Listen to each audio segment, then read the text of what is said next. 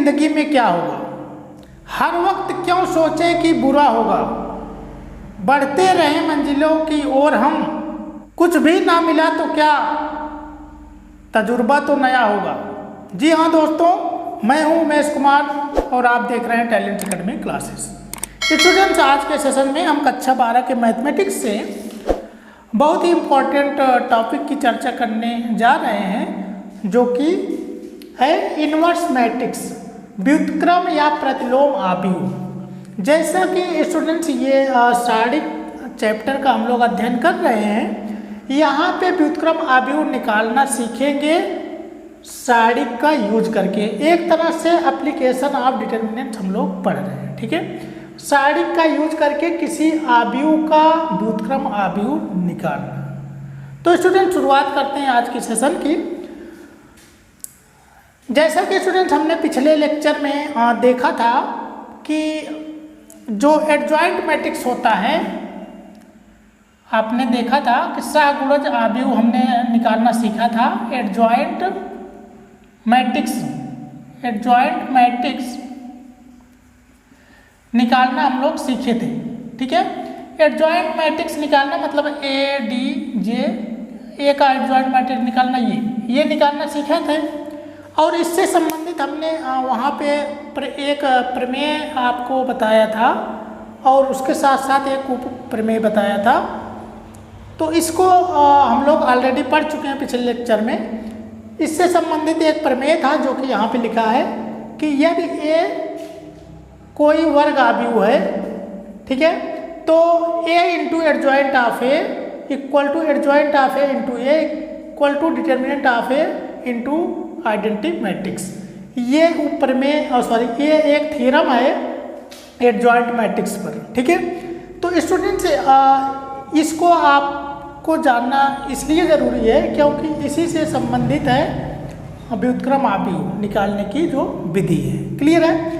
और उसके साथ साथ हमने एडजॉइंट मैट्रिक्स जब पढ़े थे तो वहाँ पे ऊपर में एक देखे थे कि अगर डिटर्मिनेंट 0 नहीं है, ठीक है, डिटर्मिनेंट 0 नहीं है, इसका मतलब ये है कि वो आव्यूह ये जो है व्युत्क्रमणीय आव्यूह है, तो ये चीज़ वहाँ पे सही है। क्लियर है। मतलब A into adjoint of A upon determinant of A equal to adjoint of A into A upon determinant of A equal to identity matrix, ठीक है स्टूडेंट्स। तो यहाँ पर इस रिजल्ट से आप क्या देख रहे हैं, देखिए यहाँ पे देखिए ए इंटू, ये देखिए A into adjoint of A upon determinant of A, फिर adjoint of A upon determinant of A into A equal to identity matrix. जैसे कि स्टूडेंट्स बाय डिफिनीशन हमने व्युत्क्रम आव्यूह की परिभाषा आव्यूह के चैप्टर में ही हम लोग पढ़ लिए थे कि कोई आव्यूह ए है, इसका व्युत्क्रम आव्यूह मतलब इसका इन्वर्स ए है। अगर ए का इन्वर्स बी है तो किस तरह डिफाइंड है कि A B equal to B A equal to identity matrix. मतलब किसी आव्यूह का उसके इन्वर्स आव्यूह के साथ जो गुणा होता है वो आइडेंटिटी मैट्रिक्स आता है और क्रम विनिमेय होता है, A B equal to B A equal to identity matrix.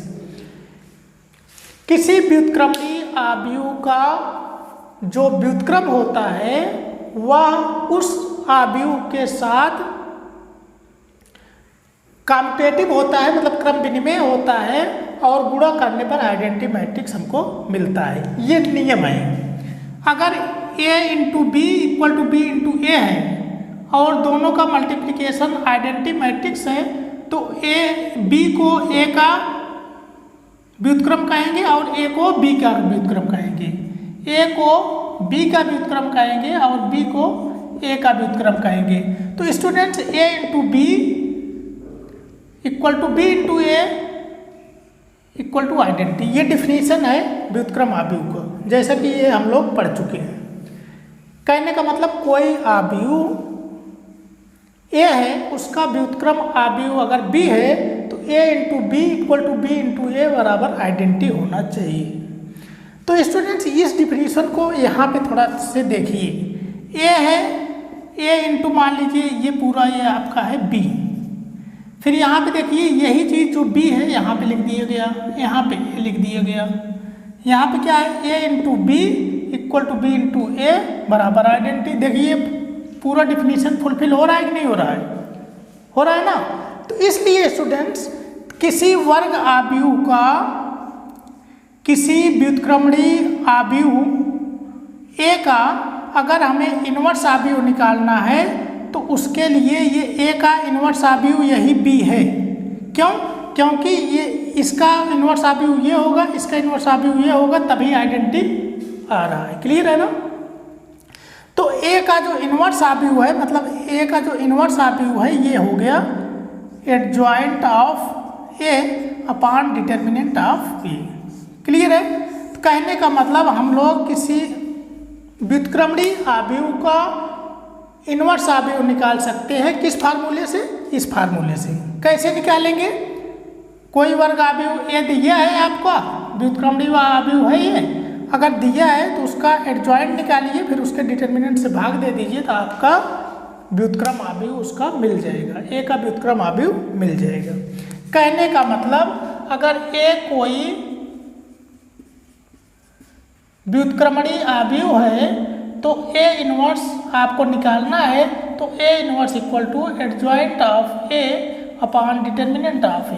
ये फार्मूला है, इसी से हम लोग किसी भी वर्ग आव्यूह का व्युत्क्रम आव्यूह निकाल सकते हैं। ठीक है स्टूडेंट्स, एक एग्जाम्पल है, ए इक्वल टू 1 2 3 4, ये वर्ग आव्यूह है और ये व्युत्क्रमणीय भी होना चाहिए।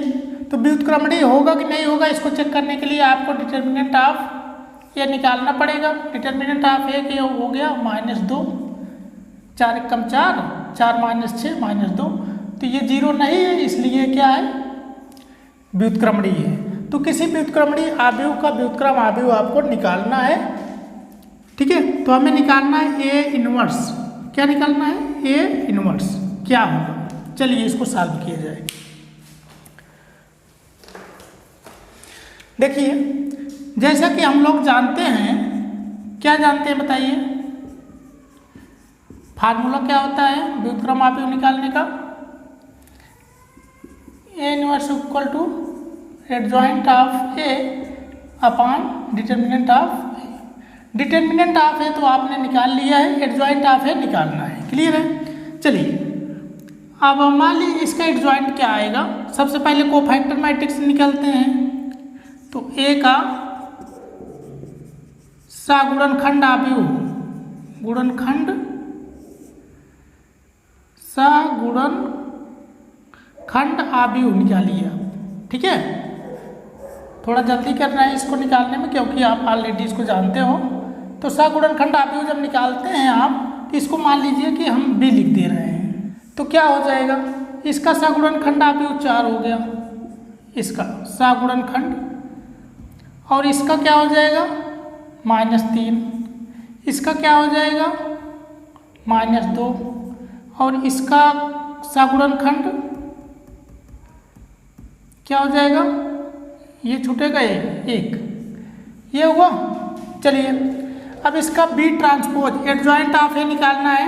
एडजॉइंट ऑफ ए निकालने का मतलब बी ट्रांसपोज निकालेंगे, इसका ट्रांसपोज, तो 4 - 3 -2 1 हो गया। चलिए तो एडजॉइंट ऑफ ए आ गया आपका।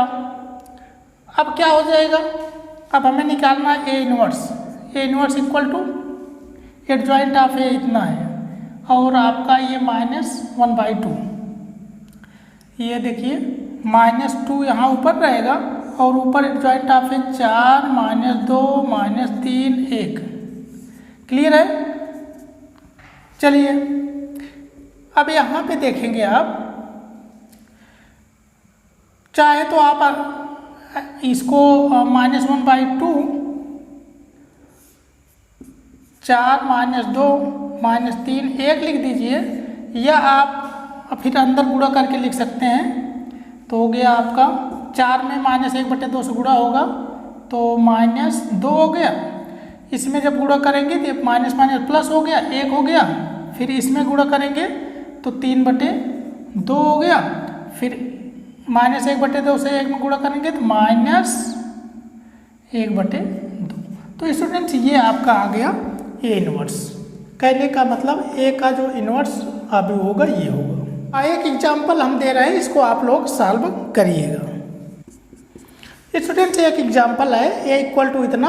आपको ये होमवर्क आपके लिए है, आपको ए इनवर्स निकालना है, ये क्या होगा। ठीक है, तो स्टूडेंट्स आज के लिए बस इतना ही। अगर ये टॉपिक आपको व्युत्क्रम आव्यूह, जो कि बहुत ही इम्पोर्टेंट टॉपिक है, अगर समझ में आया हो और इस चैनल पर आप पहली बार विजिट कर रहे हो तो हमारे चैनल टैलेंट्स अकेडमी को सब्सक्राइब कर लीजिए, साथ में बेल आइकन को प्रेस कर लीजिए, जिससे कि आने वाली वीडियोज़ का नोटिफिकेशन आपको सबसे पहले मिल सके।